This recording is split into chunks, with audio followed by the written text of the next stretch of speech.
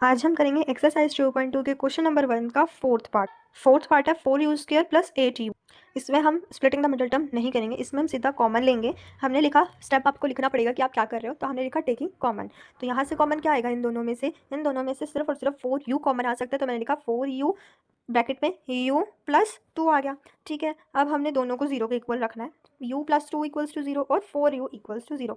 आप यहाँ पर इक्वल्स टू 0 भी लिख सकते हो। ठीक है, अगर हम u प्लस 2 इक्वल्स टू 0 करते हैं तो हमारे पास u आ जाता है -2। अगर हम इसको 0 के इक्वल रखते हैं, मतलब 4u को रखते हैं, तो u हमारे पास आ जाता है 0, मतलब अल्फा आ गया -2, बीटा आ गया 0। अब हमने करनी है वेरिफिकेशन हम 2 स्टेप्स में करेंगे, sum of zeros and product of zeros. Sum of zeros में क्या आएगा, alpha plus beta equals to -b/a। ठीक है, अल्फा क्या है -2 लिखा, बीटा क्या है 0 0 लिख दिया, माइनस बी क्या है मतलब -8 हमने लिख दिया, और ए क्या है 4 है, तो हमने ये लिख दिया, कटिंग होगी -2 आ गया, इधर भी -2, मतलब left hand side equals to right hand side हो गया। अब प्रोडक्ट ऑफ जीरोस में क्या आएगा, alpha into beta equals to c/a। अब c क्या है, c तो यहाँ पर कुछ भी नहीं है, तो हम उसको 0 ले सकते हैं, इक्वल टू 0।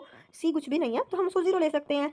तो यहाँ पर अल्फा इंटू बीटा क्या आएगा, -2 इंटू 0 लिख दिया हमने।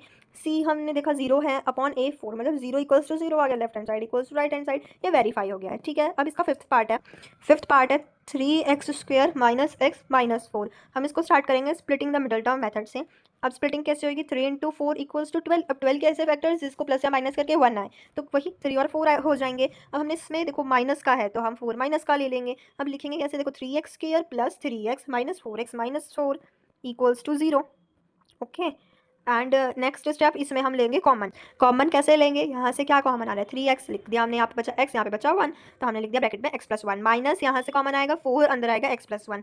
तो हमारे दो फैक्टर्स क्या बन गए, 3x माइनस 4 और x प्लस 1 इक्वल्स टू 0। दोनों को 0 के इक्वल रख के x की 2 वैल्यूज आ गई हैं, एक आ गया है एक x हमारे पास आ गया है 4/3, और दूसरा हमारे पास x आ गया है -1, मतलब अल्फा आ गया है 4/3 और बीटा हमारे पास आ गया है -1। अब हमने इसकी वेरिफिकेशन करनी है।